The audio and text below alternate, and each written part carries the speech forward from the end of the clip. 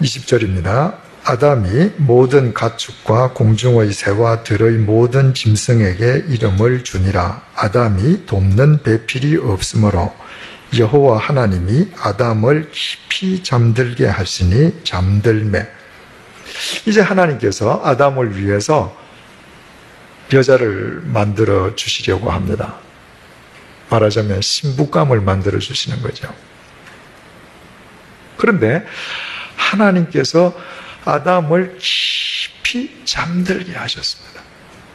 그래서 아담은 여자가 어떻게 만들어지는지를 보지 못했습니다. 뒤에 가서 보시겠습니다만은 하나님께서 남자의 갈빗대로 여자를 만드시지 않았습니까? 그래서 갈빗대 하나 빼시고 전지전능하시니까 안 아프게 해주시고, 자 이제 너 봐라. 내가 너를 위해서 이렇게 예쁜 네 아내를 만든다. 잘 봐라. 보여주실 수 있잖아요. 그죠? 그런데 하나님께서는 안 보여주셨습니다. 깊이 잠들게 하시고 잠들어 있는 상태에서 여자를 만드셨어요. 그래서 여러분, 남자들은요, 여자의 가능성이 얼마나 큰지 모릅니다. 여자의 숨겨진 능력을 남자들은 평소에 몰라요. 여자 자신도 모릅니다. 그런데 보세요. 남자가 밖에 나가서 일을 엉망으로 만들고 부도 나고 어디 피신했다, 아니면 혹은 몸이 구금되었다, 누가 수습해요? 여자가 합니다. 여자가 어디에 나가서 무슨 사채 빌려 쓰고 돈놀이 하다가 폭삭 망했다, 대부분 남자들은 수습 못하죠.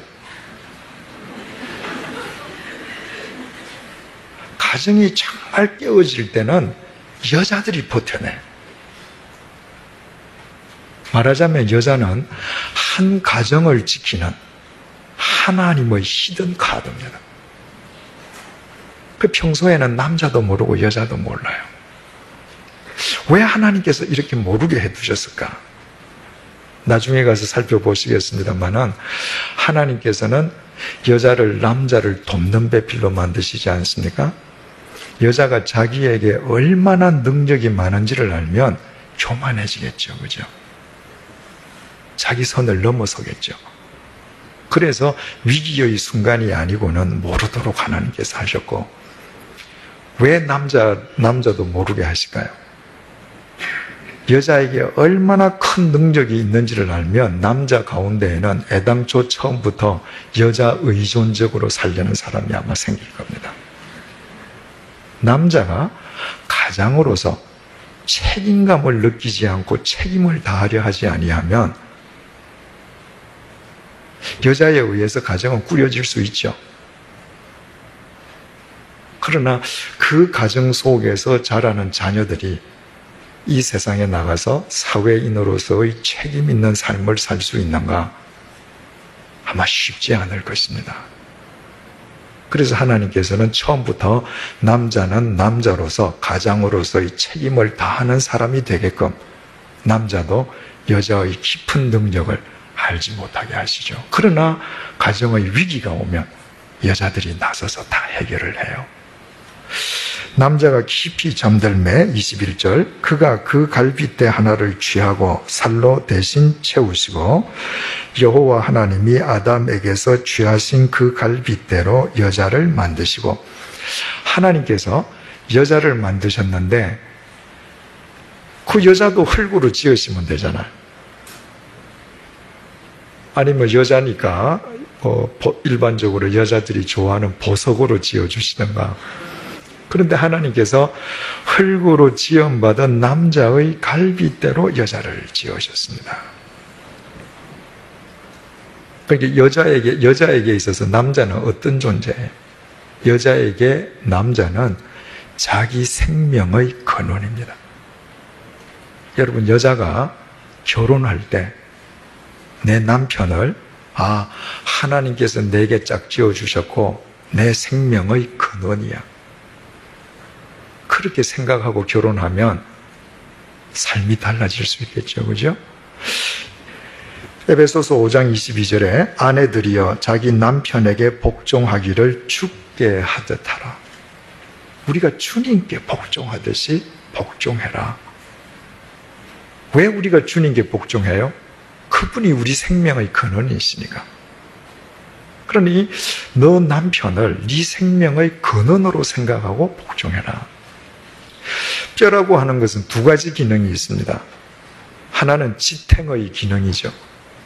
만약에 지금 제 등에 등뼈가 하나도 없다면 제가 서 있을 수 있을까요? 문어처럼 이렇게 주저앉아 있겠죠. 그죠? 뼈는 지탱입니다. 두 번째 기능은 보호지요. 뼈가 속에 있는 장기들을 다 보호해 줍니다. 그런데 갈비뼈가 보호해 주는 게 뭐예요? 제일 중요한 심장입니다. 만약에 이 갈비뼈가 없으면 우리 심장은 지켜질 수가 없습니다. 따라서 심장을 보호하는 갈비뼈로 여자를 만들었다고 하는 것은 남자의 입장에서 여자는 자기 심장입니다. 내 생명이에요. 그래서 에베소서 5장 28절에 남편들도 자기 아내 사랑하기를 자기 자신과 같이 할지니 자기 아내를 사랑하는 것은 자기를 사랑하는 것이니라. 얼마나 중요합니까?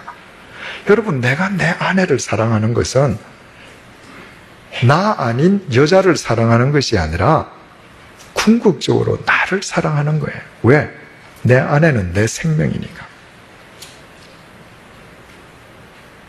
만약에 결혼하는 남자가 나와 결혼하는 여자는 바로 내 생명이야. 내가 저 여자를 사랑하는 것이 내 생명을 사랑하고 지키는 거야. 이것을 깨닫고 결혼 생활을 시작한다면 그 삶이 달라지겠죠. 22절 여호와 하나님이 아담에게서 취하신 그 갈빗대로 여자를 만드시고 그를 아담에게로 이끌어 오시니. 여기에도 부부가 살아가는데 우리가 절대적으로 알아야 될 참 귀중한 메시지가 들어있습니다. 하나님께서 아담을 위해서 아담의 갈빗대로 여자를 만드셨습니다. 그런데 아담에게 가셔서 아담아 내가 너를 위해서 이렇게 좋은 배필을 만들어 뒀어. 아담을 데리고 오신 것이 아닙니다. 여자를 남자에게 이끌어 가셨습니다. 이 방향이 중요합니다. 결혼은 여자가 남자한테 가는 것입니다, 여러분. 이것이 하나님께서 정하신 법칙이에요. 결혼은 여자가 남자에게 가서 그 집 사람이 되는 거예요. 요즘은 여자들이 남자를 데리고 갑니다.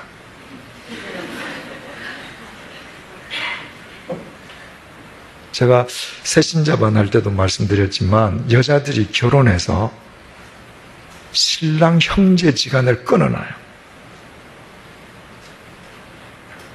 여러분 깊이 생각해야 합니다. 전부 친정에서 놀기 때문에 신랑의 형제지간은 다 끊어지는 겁니다. 뭘 깊이 생각할 건가 한번 생각을 해보십시오. 내가 내 남편을 데리고 친정 가서 놀면 난 편하겠죠, 그죠? 내 자식은 어떻게 할까요? 내 자식도 처같이 가서 놀겠죠.